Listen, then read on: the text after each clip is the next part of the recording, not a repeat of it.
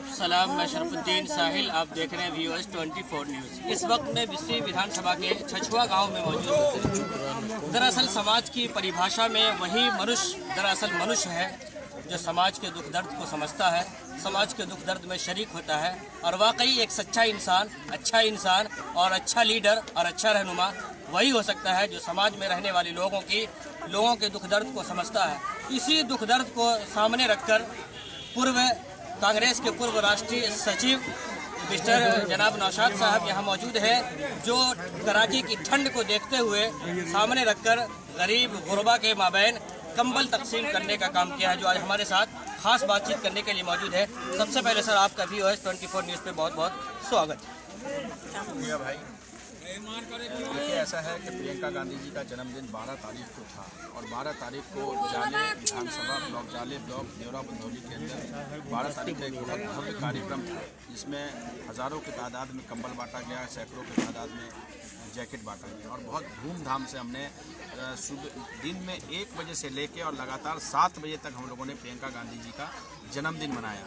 इसलिए हमने मनाया कि एक तो हम कांग्रेस के निष्ठावान और बहुत मजबूत सिपाही हैं, साथ में वो एक ऐसी बेटी है, ऐसे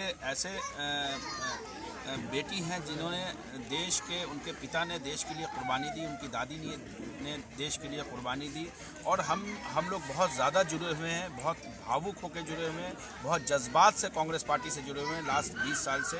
और 2 बार मुझे चुनाव लड़ने का भी दिल्ली के अंदर मौका मिला और अब आके हम लोग अपने गांव में, अपने ब्लॉक में और अलग, जैसे आज बिस्पी असेंबली के अंदर है, इस तरीके से कल नानपुर के अंदर रहेगा कार्यक्रम। और ये कार्यक्रम हम लोग का कुछ न कुछ, इससे पहले भी लॉकडाउन के अंदर हम लोगों ने बहुत सारे राशन भेजे जाने के अंदर और बिस्पी के भी अंदर हमने इमरान भाई को बांका के अंदर हमने राशन दिया। तो मेरा सेवा भाव का काम है, सेवा भाव चलता रहेगा। समाज के प्रति इस कड़ाके की ठंड में समाज की सेवा, इंसानियत की खिदमत का जज्बा और ये प्रेरणा आपको कहाँ से मिला?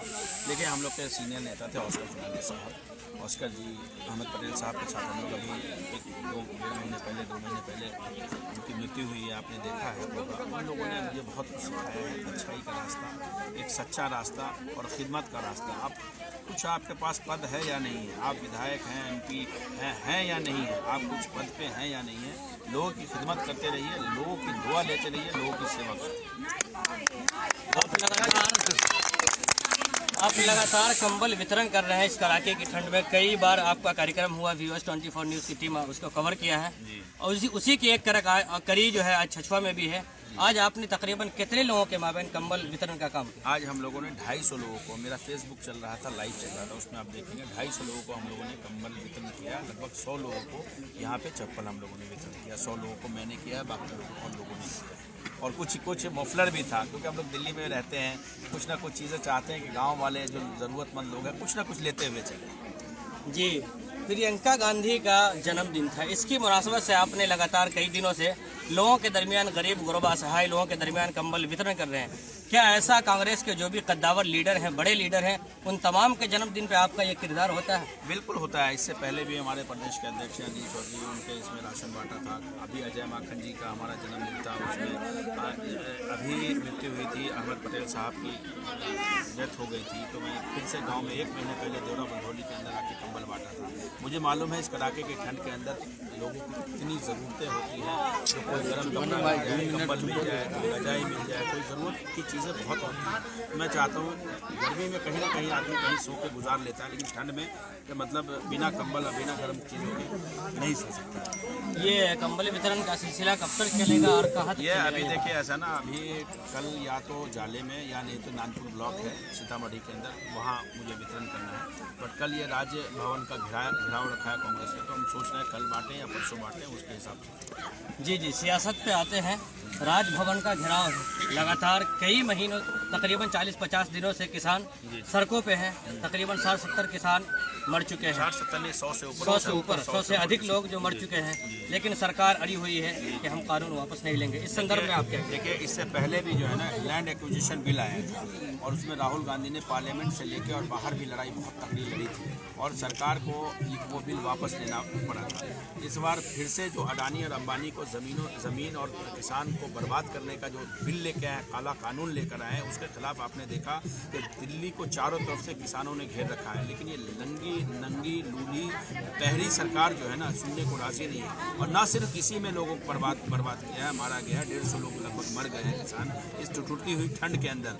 लेकिन ये इतने घटिया लोग हैं, इतने बड़े व्यापारी हैं ये लोग, और व्यापार करना चाहते हैं, लोगों की सुविधा नहीं। कहता था सबका साथ सबका विकास, मैं सबका चौकीदार हूँ। अरे जो आपको अनाज देता है, जो आपके बच्चों को पालता है, जो आपके पेट भरता है, उस किसान को आज आपने 50 दिन से परेशान किया हुआ। 150 लोग मर गए।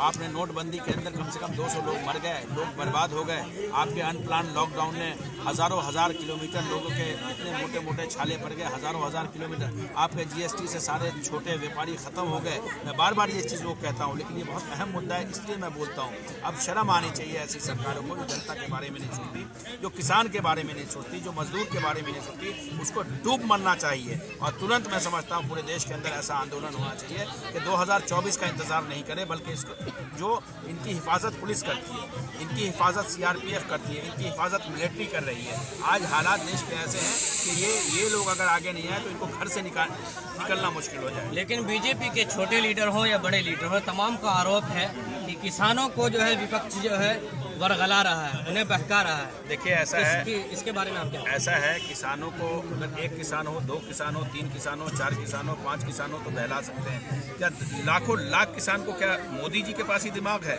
या अमित शाह के पास ही दिमाग है? बाकी वो 2 लाख, 4 लाख, 5 लाख जो किसान आंदोलन कर रहे हैं एक बॉर्डर पे, उनके अंदर किसी के अंदर, जो कनाडा रहता है, जो अमेरिका से आया हुआ है अपनी ज़मीन बोने, और जो वो लोग कनाडा रहते हैं, इंग्लिश जानते हैं, हिंदी जानते हैं। आपने देखा होगा कई सोशल मीडिया पे एक्टिविस्ट बहुत अच्छा इंग्लिश भी बोल रहे थे। तो क्या मोदी जी को जो इंग्लिश नहीं आता है, उनको पढ़ना ठीक से नहीं आता है, उनको लिखना ठीक से नहीं आता, उनको सोचना ठीक से नहीं आता है, वो इतने बुद्धिमान है और बाकी 5 लाख किसान बेवकूफ़ हैं? जो किसान अगर किसान के हक में ये बिल होता तो आज किसान बिल्कुल ही आंदोलन नहीं कर रहा होता। कांग्रेस के वक्त के अंदर किसान को 72,000 करोड़ रुपया जो उनका माफ़ किया गया था जब UPA की सरकार थी, याद होगा, 72,000 करोड़ ये। और बार बार राहुल गांधी जी ने कहा ये कानून, किसान का जो लैंड एक्विजिशन बिल है ना, उसके खिलाफ राहुल गांधी ने प्रोटेस्ट किया था। पहले इन्होंने ऐसा बिल लेके आए थे कि जहाँ मर्जी इनके किसानों की ज़मीन छीन ली जाए, किसानों का ज़मीन छीन लिया जाए, किसानों की ज़मीन को छीन लिया जाए और औने पौने भाव देके। लेकिन उसके बाद ऐसा कानून आया कि जहाँ ज़रूरत पड़े वहाँ 10 गुना, वहाँ के रेट के हिसाब से 10 गुना किसानों को पैसा ज़्यादा देना पड़ेगा, तब आप उसकी ज़मीन ले सकते हैं। लेकिन किसान लगातार 40-50 दिनों से सड़कों पे है। आखिर विपक्ष कब पुरजोर अंदाज में सड़क पे उतरेगा और सरकार की जो के तहत जो है कानून जो लाया गया है उसकी मुखालफत कब करेगा?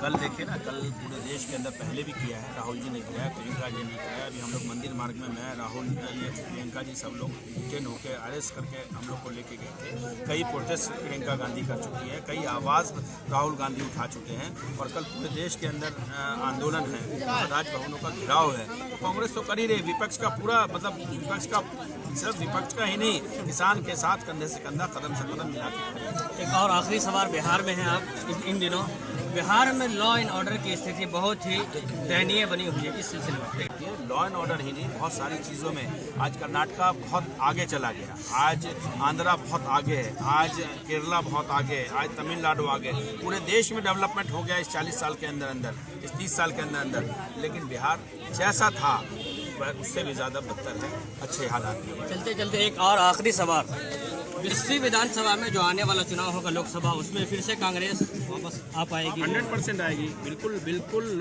कांग्रेस 20वीं में भी आएगी और लोकसभा में भी आएगी। 2024 में देश के प्रधानमंत्री राहुल गांधी बनेंगे। और आपने कहा कि 2024 में देश के PM राहुल गांधी बनेंगे और राष्ट्रीय अध्यक्ष श्रीमती प्रियंका गांधी। यह भविष्यवाणी सही साबित होगी? बिल्कुल सही साबित होगी, यही होगा। धन्यवाद।